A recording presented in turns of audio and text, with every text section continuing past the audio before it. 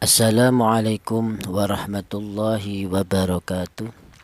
Melanjutkan di ayat yang ke-78 surat Al-Baqarah. A'udzu billahi minasyaitonir rajim. Bismillahirrahmanirrahim. Wa minhum ummiyuna la. Di sini ada lafadz wa minhum, yaitu ada non mati berjumpa dengan huruf ha. Ini dibaca idhar. Apa artinya idhar? Idhar itu artinya jelas bahwa non mati ini dibaca jelas ya. Wa minhum, seperti itu. Jadi yang dibaca jelas adalah non mati ini. Jangan non mati ini jangan disamarkan ya, atau dibaca ifa, jangan. Seperti contoh wa minhum, jangan. Karena non mati ini berjumpa dengan huruf ha, di mana huruf ha ini termasuk hurufnya idhar. Maka cara bacanya non mati ini dibaca jelas, wa minhum, seperti itu.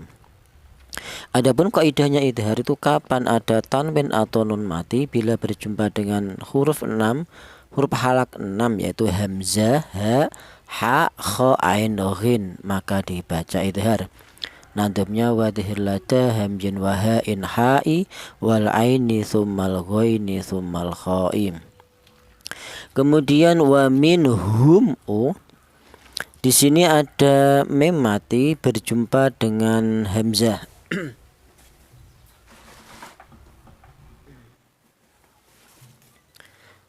Ada mim mati berjumpa dengan hamzah tadi. Nah, ini dibaca idhar juga untuk kali ini, yaitu idharnya idhar syafawi. Dibaca idhar syafawi alasannya mim mati ini berjumpa dengan hamzah. Adapun namanya idhar ya, artinya idhar itu jelas ya. Seperti tadi ini juga idhar. Ini juga idhar. Idhar itu artinya jelas. Kali ini yang dibaca jelas adalah mim mati ini dibaca jelas. Wa minhum hum seperti itu. Jangan nun mati ini jangan dibaca samar atau ifa. Seperti contoh hum, jangan. Karena mim mati berjumpa dengan hamzah dibaca idhar. Adapun namanya idhar ini idhar syafawi. Adapun artinya syafawi yaitu di mana huruf mim ini keluarnya berasal dari bibir, itu artinya syafawi. Adapun kaidahnya idhar syafawi itu kapan ada mim mati seperti ini bila berjumpa dengan huruf hijaiyah yaitu selain mim dan ba, maka dibaca idhar syafawi. Adapun nadumnya wadhir lada baqil hurufi kulliha. Kemudian di sini ada mim yang bertasdid ya, ini dibaca dengung atau dibaca gunnah ya. Wa minhum ummi ya, itu namanya dengung atau namanya gunnah ya. Apa artinya gunnah? Gunnah itu artinya ada suara berdengung. Adapun panjangnya dengung yaitu 2 harokat atau 2 ketukan. Seperti itu. Adapun kaidahnya gunnah itu kapan ada huruf mim seperti ini yang bertasdid atau huruf nun yang bertasdid ini. Jadi hurufnya gunnah ada 2, yaitu 1 huruf mim, ini 2 huruf nun dengan syarat bertasdid. Jadi saya ulang, artinya gunnah itu ada suara berdengung ya. Seperti itu. Yang ini yadun, seperti itu. Adapun nadumnya gunnah itu wa gunnatun qad aujabuha abada fil mimi wan nuni idza masyuddida ya. Untuk seputar ini tadi, untuk yang idhar itu sudah kita bahas di episode ke-9. Untuk yang idhar syafawi sudah kita bahas di episode 33. Untuk gunnah ya, itu sudah kita bahas di episode ke-7. Kemudian ummiyuna ya, miyu di sini ada iya ini yang bertasdid, di mana iya yang bertasdid ini didahului huruf yang berharokat kasroh. Ini cara bacanya ada penekanan suara sedikit lebih tinggi di sini, yaitu dinamakan nabr ya. Jadi miyu dibaca naber, alasannya ada huruf ya yang bertasdid, di mana ya yang bertasdid ini didahului huruf yang berharokat kasroh, itu dibaca naber. Apa artinya naber? Naber itu artinya ada penekanan suara sedikit lebih tinggi. Jadi cara bacanya ditekan miyu ya, miyu seperti itu. Untuk seputar naber ya, naber itu sudah kita bahas di episode ke-22, di mana seputar naber itu ada di 6 posisi ya. Di antaranya ini yaitu berupa ada ya yang bertasdid, di mana ya yang bertasdid didahului huruf yang berharokat kasroh atau fathah, itu dibaca naber. Cara bacanya naber, saya ulang, itu naber itu artinya ada penekanan suara sedikit lebih tinggi. Jadi cara bacanya ditekan ummi ya, seperti itu, mi. Kemudian di sini ada yu, yaitu ada wawu mati, di mana wawu mati ini didahului huruf yang berharokat dhammah, ini dibaca matobi'i. Yu dipanjangkan, dibaca panjang, yaitu 2 harokat, 1 alif atau 2 harokat atau 2 ketukan, yu, seperti itu. Dibaca matobi, alasannya ada wawu mati, di mana wawu mati ini didahului huruf yang berharokat dhammah ya. Jadi lafal ummiyu ada 3 bacaan. Yang pertama bacaan gunnah, alasannya mem bertasdid. Yang kedua miyu dibaca naber, alasannya ada ya yang bertasdid didahului huruf yang berharokat kasroh. Kemudian yang ketiga yu dibaca matobi, alasannya ada wawu mati didahului huruf yang berharokat dhammah. Kemudian di sini ada lafaz la ya'lamun. Di sini ada la, yaitu ada huruf lam, di mana huruf lam ini berharokat berdiri ya. Berharokat berdiri. La ini maaf ya. Di mana la ini ya Allah terbuat dari 2 huruf, yaitu di mana huruf lam dan huruf alif, yaitu huruf lam ini gandeng dengan huruf alif. Di mana huruf lam ini berharokat fathah, kemudian ada alifnya ini. Atau dibalik, yaitu ada alif, di mana alif ini didahului huruf yang berharokat fathah, ini dibaca matobi'i ya. Jadi matobi'i yang berupa alif polanya seperti ini, yaitu ada alif, di mana alif itu didahului huruf yang berharokat fathah. Seperti ini juga, yaitu ma juga dibaca matobi'i, yaitu ada alif ini, di mana alif ini didahului huruf yang berharokat fathah, atau dibalik ada huruf mim berharokat fathah kemudian ada alifnya. Sama ya. Jadi fungsinya alif ini sebagai matobi yaitu berfungsi memanjangkan bacaan. Adapun panjangnya 1 alif atau 2 harokat atau 2 ketukan, la, seperti itu. Adapun kaidahnya matobi yaitu kapan ada alif didahului huruf yang berharokat fathah, yang kedua berupa ya mati ini. Ada ya mati, di mana ya mati didahului huruf yang berharokat kasroh. Kemudian yang ketiga ada wawu mati didahului huruf yang berharokat dhammah. Maka dibaca matobi, yaitu hurufnya matobi itu ada 3. Yang pertama itu berupa alif, di mana alif syaratnya menjadi matobi harus didahului huruf yang berharokat fathah. Huruf kedua matobi itu berupa huruf ya yang mati, di mana huruf ya yang mati menjadi matobi syaratnya didahului huruf yang berharokat kasroh. Kemudian hurufnya matobi yang ketiga itu berupa wawu mati, di mana syaratnya wawu mati menjadi matobi syaratnya didahului huruf yang berharokat dhammah. Jadi hurufnya matobi ada 3, 1 ada alif, 2 ada ya mati, 3 ada wawu mati. Kemudian di sini ada ya'lamun, di sini ada huruf ain, di mana huruf ain ini termasuk huruf halak ya. Di mana huruf halak itu artinya halak itu huruf-huruf yang keluar dari tenggorokan. Atau yang terkenal huruf ain, huruf halak itu yang terkenal huruf idhar. Huruf idhar itu artinya huruf-huruf yang dibaca jelas. Maka cara bacanya ain ini dibaca idhar atau dibaca jelas. Iya, itu jelas dari huruf ini keluarnya dari tengah tenggorokan. Adapun namanya idhar ini adalah idhar halki, nadhumnya wadhir li harfi halki kasfah anan. Kemudian ya'lamun, di sini ada mu, yaitu ada wawu mati, di mana wawu mati ini didahului huruf yang berharokat dhammah, dibaca matobi, panjangnya 2 ketukan, mu, seperti itu. Kemudian di sini ada apa tadi ini? ya'lamun, la ya'lamun al-kitab ya. Di sini ada sebuah kalimat di mana kalimat ini al-kitab, yaitu di mana ada kalimat, yaitu kalimat tersebut diawali alif lam ini. Maka di situ mengandung ada dua hukum bacaan tajwid. Yang pertama ini dinamakan idhar qamariyah, seperti contoh di ini, yaitu berupa alasannya ada alif lam berjumpa dengan huruf kaf. Yang nomor dua dinamakan idgham samsiyah, yaitu sini tidak contohnya ya. Contohnya. Jadi setiap ada kalimat di mana kalimat itu diawali alif lam, di situ ada dua hukum bacaan. Yang pertama namanya idhar qamariyah, yang nomor dua idgham samsiyah. Untuk seputar idhar qamariyah dan idgham samsiyah itu sudah kita bahas di episode ke-6 ya. Untuk contoh yang kali ini berupa idhar qamariyah. Al-kitab dibaca idhar qamariyah, alasannya ada alif lam berjumpa dengan huruf kaf, di mana huruf kaf ini termasuk hurufnya idhar qamariyah. Adapun kaidahnya idhar qamariyah itu kapan ada alif lam berjumpa dengan huruf 14 yang terdapat dalam nadham fi abghi hajjaka wa khaf aqimah.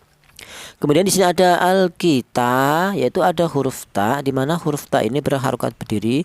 Ini dibaca panjang, yaitu satu alif atau dua harokat atau dua ketukan ya. Ta, seperti itu. Setiap huruf apapun, nah ini juga ada lam jalalah ya, di atas lam jalalah ada harokat berdiri. Ini menunjukkan bahwa lam tersebut dibaca panjang, yaitu dua harokat ya. La, seperti itu. Yang ini kita, seperti itu. Kemudian di sini ada ilah, yaitu ada alif nih, di mana alif ini didahului huruf yang berharokat fathah. Ini dibaca matobi'i ya. Jadi lafal la ini terbuat dari dua huruf, yaitu huruf lam berharokat fathah, kemudian ada alifnya. Atau dibalik, ada alif didahului huruf yang berharokat fathah, maka dibaca matobi'i ya. Akan tetapi ya, ini setelah matobi'i ini ternyata matobi ini berjumpa dengan hamzah ini. Kalau ada matobi berjumpa dengan hamzah, maka itu bukan matobi lagi, melainkan berubah hukum, yaitu ini menjadi mad jaiz munfasil. Dikatakan mad jaiz munfasil ini ada matobi berjumpa dengan hamzah berada di dua kalimat yang berbeda atau lain kalimat ya. Ini yang membedakan matobi dengan mad jaiz ya. Kalau yang di atas ini ma, yaitu dibaca matobi'i, alasannya ada alif didahului huruf yang berharokat fathah, ini masih utuh matobi'i ya. Yang contoh di bawah ini la memang dibaca matobi'i, sama alasannya itu ada alif didahului huruf yang berharokat fathah. Yang membedakan ya, setelah matobi'i ini la ternyata ada berjumpa dengan hamzah, ini yang membedakan. Kalau yang atas ini matobi tidak berjumpa dengan hamzah, maka matobi'inya ini masih utuh ya, tidak berubah. Beda yang bawah ini matobi'i apabila berjumpa dengan hamzah yang berada di lain kalimat dinamakan mad jaiz munfasil. Adapun apa ya, dikatakan munfasil itu artinya pisah, yaitu lafal illa dan lafal amaniyah itu berada di dua kalimat yang berbeda. Jadi perjumpaannya matobi'i dengan hamzah ini yaitu perjumpaan yang berada di dua kalimat yang berbeda, itu namanya itu yang namanya munfasil ya. Adapun panjangnya ini yaitu 2 alif setengah atau 5 harokat, illa a, seperti itu. Ini nantumnya wa intala huwa bi ukhrata shala fajayun munfasilun kala ila ya. Kemudian di sini ada ama, yaitu ada ma, ini ada alif nih. Di mana alif ini didahului huruf yang berharokat fathah, maka dibaca matobi. Jadi ma dibaca matobi, alasannya ada alif didahului huruf yang berharokat fathah. Nah, sama nih ya di atas ya. Jadi polanya alif yang dibaca matobi seperti ini terus, yaitu ada alif di mana alif ini didahului huruf yang berharokat fathah. Seperti tadi kaidahnya matobi ya, kalau matobi kaidahnya kalau berupa alif maka dia harus didahului huruf yang berharokat fathah. Kalau berupa wawu mati maka matobi tersebut didahului huruf yang berharokat dhammah. Kalau matobi yang berupa ya mati maka didahului huruf yang berharokat kasroh ya. Nah, ini yang berupa huruf ya matobi ya, ya mati yang tidak ya mati yang didahului huruf yang berharokat kasroh. Jadi Saya ulang, jadi kaidahnya matobi, hurufnya matobi ada 3. Satu berupa alif, di mana alif ini didahului huruf yang berharokat fathah. Yang kedua ada wawu mati, di mana wawu mati menjadi matobi, syaratnya didahului huruf yang berharokat dhammah.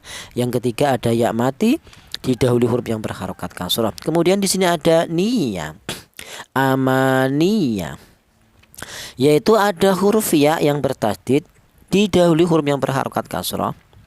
Maka ini dibaca nabr. Apa artinya nabr ya? Di depan sudah ada tadi ya. Nabr itu artinya menekan suara sedikit lebih tinggi. Jadi cara bacanya ditekan ya. Amani, ya, seperti itu. Amaniya wa inhum. Jadi amaniya ditekan, cara bacanya ni ditekan. Itu namanya nabr. Ni dibaca nabr, alasannya ada ya bertasdid yang didahului huruf yang berharokat kasrah. Untuk seputar nabr yang masih bingung itu sudah kita bahas di episode ke-22. Kemudian ya, di sini ada lafal wa inhum. Di sini wa inhum, di sini ada non mati, di mana non mati ini berjumpa dengan huruf h, ini dibaca idhar ya. Dibaca idhar artinya idhar itu dibaca jelas.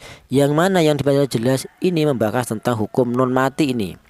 Maka non mati ini dibaca jelas. Jadi yang dibaca jelas adalah non matinya, wa inhum, seperti itu, inhum. Jangan non mati ini jangan disamarkan atau dibaca ikhfa, seperti contoh wa inhum, salah. Yang betul dibaca jelas idhar, wa inhum. Karena apa? Karena non mati berjumpa dengan huruf ha, dibaca idhar. Adapun kaidahnya idhar kapan ada tanwin atau nun mati bila berjumpa dengan huruf halak 6 yaitu hamzah, ha, kha, ain, gin, maka dibaca idhar. Kemudian wa inhum ya. Ada mem mati, di mana mem mati ini berjumpa dengan hamzah dibaca idhar safawi. Yang dibaca jelas ini mem matinya ya, wa inhum ya. Wa inhum hum dibaca idhar qamariyah, dibaca idhar safawi, alasannya mem mati berjumpa dengan hamzah. Kemudian illa, di sini ada la, yaitu ada alif ini. Di mana alif ini didahului huruf yang berharokat fathah, dibaca matobi. Panjangnya 1 alif atau 2 harokat atau 2 ketukan. Illa, seperti itu. Kemudian yadhunnun. Yadhun, di sini ada nun yang bertasdid dibaca gunnah. Apa artinya gunnah? Gunnah itu artinya ada suara berdengung, itu artinya gunnah. Panjangnya dengung yaitu 2 ketukan. Yadhun, seperti itu. Adapun kaidahnya gunnah, kapan ada huruf nun yang bertasdid atau huruf mim yang bertasdid maka dibaca gunnah. Nandumnya wa gunnatun qad aujabuha abada fil mimi wan nuni idza masudita. Kemudian yadhunnun. Di sini ada nun yaitu dibaca mad arid li sukun. Dibaca mad arid li sukun, alasannya ada matobi berjumpa dengan huruf yang diwakofkan, ini ya matobinya. Jadi nu itu matobi yaitu ada wawu mati, di mana wawu mati ini didahului huruf yang berharokat dhammah, ini dibaca matobi. Kemudian ternyata matobi ini berjumpa dengan huruf nun, di mana huruf nun ini berada di akhir ayat, otomatis kita wakaf di sini, kita berhenti di sini, maka yang terjadi perjumpaannya matobi dengan huruf yang diwakafkan menjadi mad arid li sukun. Jadi nun dibaca mad arid li sukun, alasannya ada matobi berjumpa dengan huruf yang diwakafkan. Jadi mad arid li sukun itu terbuat dari matobi dulu ya. Yang ini yang membedakan ya, ummiyuna, ini yu yaitu wawu mati didahului huruf yang berharokat dhammah dibaca matobi, kemudian berjumpa dengan huruf nun. Akan tetapi nun ini tidak wakaf, maka yang terjadi yu masih utuh matobi, tidak mad arid li sukun, karena matobi'nya tidak berjumpa dengan huruf yang diwakafkan. Beda dengan ini ya, yang ini ya nun yaitu ada wawu mati, di mana wawu mati ini didahului huruf yang berharokat dhammah. Ternyata setelah matobi ini berjumpa dengan huruf yang diwakafkan, maka hukum awal yang asalnya matobi berubah menjadi mad arid li sukun. Dikatakan mad arid li sukun, alasannya ada matobi berjumpa dengan huruf yang diwakafkan. Adapun nandumnya wa iyakun qad arada sukunu waqfan fa'aridun kanasta'inum. Kemudian kita belajar makharijul huruf, di mana huruf wawu yang pertama. Ya, jadi mana tadi? Iya, huruf wawu. Huruf wawu ini keluarnya huruf berasal dari kedua bibir ya. Jadi huruf wawu, wa itu keluarnya huruf berasal dari kedua bibir, baik bibir atas atau bibir bawah berperan ya, wa. Akan tetapi kedua bibir ini tidak rapat ya, renggang. Jadi huruf wawu itu keluarnya huruf berasal dari kedua bibir yang renggang, wa. Wawi wubau, waw wani waw, naminal muni mawi waw wani waw. Untuk huruf mim ini sama makhrajnya, keluarnya huruf sama dengan wawu, akan tetapi untuk huruf mim ini dihasilkan dari kedua bibir yang rapat ya. Kita bilang ma, kita bilang mi, itu kedua bibir baik bibir atas atau bibir bawah kita rapat dulu. Kalau wawu itu dihasilkan dari kedua bibir yang renggang, kalau huruf mim dihasilkan dari kedua bibir yang rapat ya. Kita ma itu bibir atas, bibir bawah rapat dulu ya, ma. Ma mi mu bam, mu mam mani mam, na minal mum ni ma mi mam mani mam. Untuk huruf nun ini keluarnya huruf berasal dari ujung lidah menyentuh langit-langit mulut dan na ya. Na ni nu ben, nunan nani nan, na minal mun ni mani nan, nani na. Untuk huruf H ini keluarnya huruf berasal dari pangkal tenggorokan ya. Pangkal tenggorokan itu tenggorokan bagian bawah ya. Untuk teman-teman yang masih bingung tentang seputar makharijul huruf atau keluarnya huruf, itu sudah kita bahas di episode ke-12 dan 13, di mana di episode tersebut itu kita perlihatkan videonya ya, langsung kita beritahu tempat-tempatnya. Kalau yang pembahasan ini itu hanya mengulang saja, tidak ada videonya langsung ditunjukkan, tidak ada, hanya mengulang, yaitu di mana huruf H ini keluarnya huruf berasal dari tenggorokan bagian bawah atau pangkal tenggorokan ya, H. Ha hi hu ba, hu han hani ha, na minal mu ni ma hi han hani ha. Untuk huruf mim keluarnya huruf berasal dari kedua bibir yang rapat, ma ya. Untuk hamzah ini keluarnya huruf berasal dari sama dengan ha, yaitu berada di pangkal tenggorokan ya. Dimana tenggorokan atau huruf halak itu sebenarnya ditempati ada 6 huruf ya. Ada 6 huruf. Jadi huruf halak atau huruf-huruf yang keluar dari tenggorokan itu ada 6 huruf, yaitu huruf hamzah, huruf ha, kha, ain, ghin. Itu semuanya keluarnya dari tenggorokan.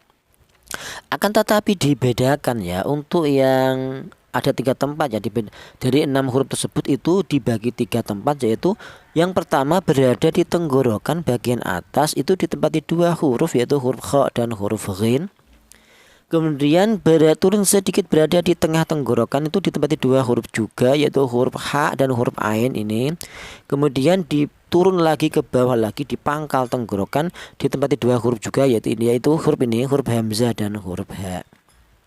Walaupun sama-sama keluarnya berasal dari tenggorokan, tapi dibedakan tempatnya ya. Untuk yang kha dan ghin tenggorokan bagian atas, untuk yang ain dan ha tenggorokan bagian tengah, untuk yang hamzah dan ha tenggorokan bagian bawah atau pangkal tenggorokan. A ya, a i u ba, u an ani a, na minal mu ni ma i an ani an. Untuk huruf mim keluarnya huruf berasal dari kedua bibir yang rapat ya, ma. Untuk huruf ya keluarnya huruf berasal dari tengah lidah ya, ya. Tengah lidah.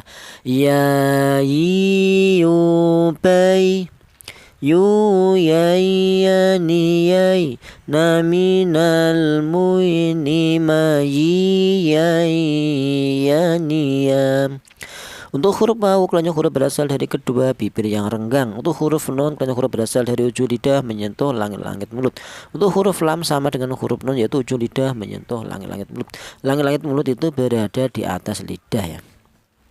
Kemudian huruf ya keluarnya huruf berasal dari tengah lidah. Huruf ain ini keluarnya huruf berasal dari tenggorokan bagian tengah. A ya. A I au ba. Au an ani a'na minal mu'ni ma'i an ani am. Itu huruf lam, huruf berasal dari ujung lidah, itu langit-langit mulut ya. Lam tadi la ya. La li lu bel lu lal la li lal na minal mulni mali lal la ni la. Untuk huruf mim keluarnya huruf berasal dari kedua bibir yang rapat. Untuk huruf wawu keluarnya huruf berasal dari kedua bibir yang renggang. Untuk huruf nun keluarnya huruf berasal dari ujung lidah menyentuh langit-langit mulut. Untuk huruf selanjutnya apa? Huruf lam, ujung lidah menyentuh langit-langit mulut sama dengan huruf nun. Untuk huruf kaf ini keluarnya huruf berasal dari pangkal lidah.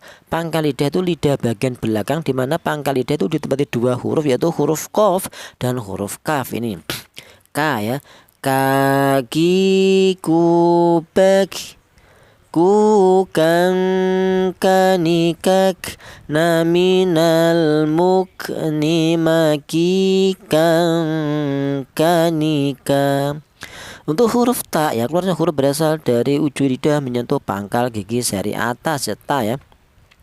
Tati, tubet, tutan, tanitat, naminal mutni matitan tanita. Untuk huruf ba ini keluarnya huruf berasal dari kedua bibir yang rapat ya, di mana kedua bibir itu ditempati dua huruf, yaitu kedua bibir itu ditempati tiga huruf, yaitu huruf ba, huruf mim, dan huruf wawu. Nah ini huruf mim.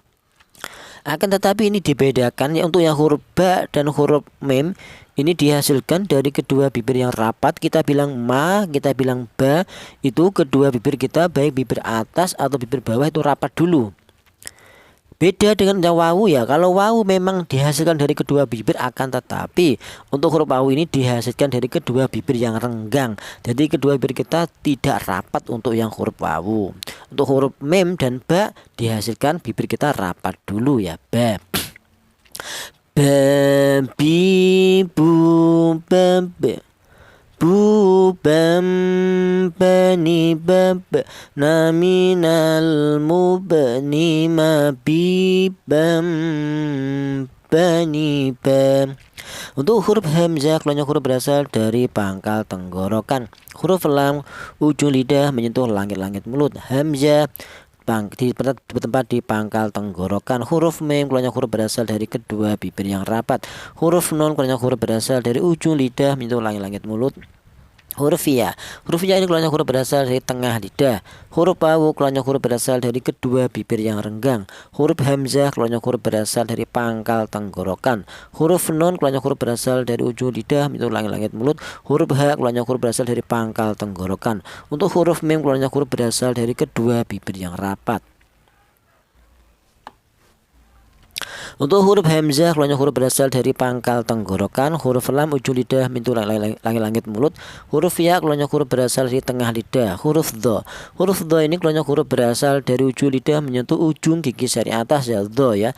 Dho, dhi, dhu, baz, dhu, dhanil, dhad, naminal muzni madhi, dhanil, dhad. Untuk huruf nun keluarnya huruf berasal dari ujung lidah menyentuh langit-langit mulut ya. Huruf wawu keluarnya huruf berasal dari kedua bibir yang renggang. Huruf nun keluarnya huruf berasal dari ujung lidah menyentuh langit-langit mulut. Nah ya. Nani, nuban, nunan, naninan, naminal munni maninan, naninam. Shadaqallahul azim. Wallahu a'lam bishawab. Wassalamualaikum warahmatullahi wabarakatuh.